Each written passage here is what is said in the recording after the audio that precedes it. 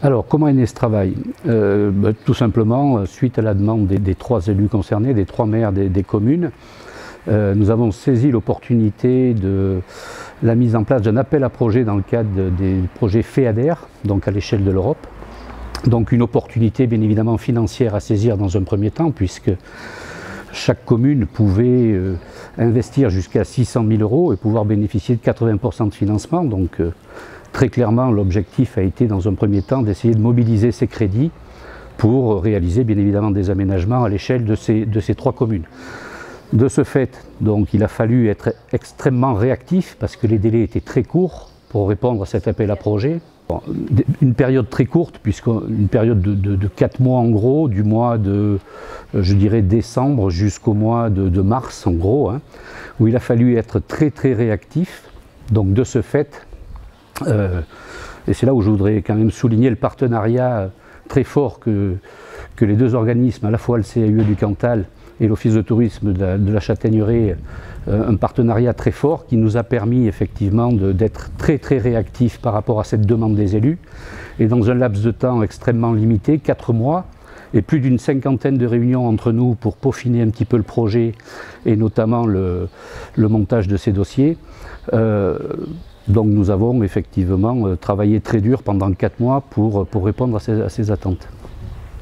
Alors au niveau des partenaires, bien évidemment, le CAUE, l'Office de tourisme et les trois communes n'étaient pas seuls, puisque bien évidemment il y a eu aussi l'État à travers une source de financement importante qui est la DETR. Nous avons aussi travaillé avec l'architecte des bâtiments de France et l'agence de développement du pays d'Aurillac, qui nous a permis aussi de nous caler au niveau du cahier des charges du dossier FEADER, qui était quand même assez complexe. Donc voilà, c'est vraiment un partenariat local qui s'est établi dans un laps de temps record. L'intérêt est important, surtout d'un point de vue touristique, parce que c'est ce qui m'intéresse aujourd'hui le plus, plutôt que d'avoir affaire à traiter des initiatives individuelles. Le fait de coordonner à un moment donné ces trois initiatives et en même temps, ça nous permet aujourd'hui de rentrer dans une logique de territoire, de développement touristique importante, à l'échelle d'un territoire qui est assez vaste, et puisque nord-sud, ça doit faire 90 km, il y a une cinquantaine de communes.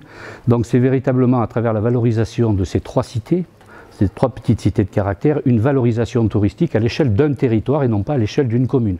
Ce qui nous permet bien évidemment aujourd'hui de pouvoir mobiliser des touristes un petit peu plus que ce qu'ils auraient pu rester s'il y avait eu à effectuer une visite de ville. Aujourd'hui, dans le package, on a 3 visites de petites cités de caractère, ce qui nous permet, on l'espère en tout cas, d'allonger la période de séjour pour ces touristes.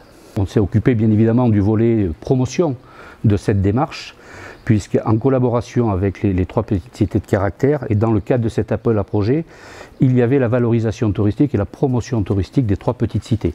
Alors, de ce fait, nous avons pu bénéficier de ces financements aussi pour réaliser 3 films qui seront présentés intramuros dans chaque cité, présentant la découverte de chaque village. Et aussi d'une application qui va nous permettre aussi de faire découvrir chaque cité en fonction des différents points d'intérêt qui ont été déterminés dans le cadre de l'appel à projet. Grosso modo, chaque cité a une quinzaine de points sur lesquels on va pouvoir aujourd'hui communiquer et organiser des visites. Voilà, alors dans le cadre de cet appel à projet, non pas spécialement du FEADER, mais aussi dans le cahier des charges des petites cités de caractère, il est très clairement établi que chaque cité se doit d'avoir un point d'information touristique. Pas forcément à l'année, il peut être saisonnier, mais dans le cahier des charges figure la nécessité d'avoir un point d'information touristique. Ça a été l'occasion pour Marcollès, qui ne bénéficie pas d'un point d'information, dans le cadre des aménagements qui ont été réalisés dans le cadre de cet appel à projet, de créer un espace d'information touristique qui va rester saisonnier certes, mais aujourd'hui on a effectivement pendant 2 mois et demi de l'année un office de tourisme qui sera opérationnel dans Marcollès. On en revient toujours un petit peu aux visites que l'on est amené à organiser, où il nous faut un point de départ. Donc effectivement, à Montsalvi aujourd'hui, on a redéfini le sens des visites de Montsalvi en faisant comme point de départ le parking aussi, hein, il y a systématiquement, je crois, ça peut-être toi le dire, un parking qui est aménagé dans chaque commune de façon à permettre aux gens d'avoir un sens de visite établi à partir du parking. Bien évidemment, systématiquement, il y aura un passage par l'office de tourisme pour recueillir un certain nombre d'informations, au moins pour télécharger peut-être l'application du sens de visite. Donc le passage obligé sera certes par l'office de tourisme, mais le parking systématiquement est un point de départ des visites dans les 3 cités. Bon, moi ce que je veux dire, surtout que la réelle plus-value touristique aujourd'hui, c'est qu'on a un produit d'accueil complet à l'échelle d'un territoire, qui nous permet surtout de mobiliser et de fixer un petit peu plus la clientèle touristique pendant un laps de temps plus important que ce que ça aurait pu être auparavant, puisqu'effectivement assurer la visite de 3 petites cités de caractère, ça prend du temps et ça peut générer des nuitées supplémentaires pour le territoire, ce qui est pour nous bien évidemment une réelle plus-value. Bénéficier d'un label national des petites cités de caractère, c'est toujours un plus pour un territoire, hein, c'est ce que je vous disais tout à l'heure. Aujourd'hui, on intègre un réseau départemental des petites cités de caractère, un réseau régional, Auvergne-Rhône-Alpes, et un réseau national. Donc on va démultiplier aussi les informations et la communication par rapport à ce réseau des petites cités de caractère. Je voudrais préciser que le projet des petites cités de caractère en Auvergne-Rhône-Alpes est parti de l'initiative de la Châtaigneraie quand même, puisque les 3 premières cités qui ont été labellisées, entre guillemets, ou marquées petites cités de caractère, sont issues de la Châtaigneraie cantalienne, Marcollès, Morse et La Roquebrou. Depuis, ça a fait des petits, et c'est très bien, mais aujourd'hui, il faut quand même le souligner. Les petites cités de caractère dans le Cantal, mais là je pense que M. Montin, le maire de Marcollès, sera plus à même que moi de vous en parler, puisque c'est le président départemental. Cette initiative est née en 2014.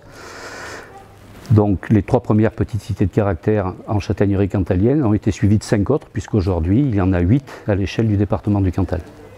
Et là aussi, on va arriver aussi à un produit touristique complet à l'échelle du département, il faut le souligner, puisqu'aujourd'hui c'est aussi un élément de communication fort pour le tourisme cantalien que de dire effectivement qu'on a 8 petites cités de caractère qui bénéficient d'un label national.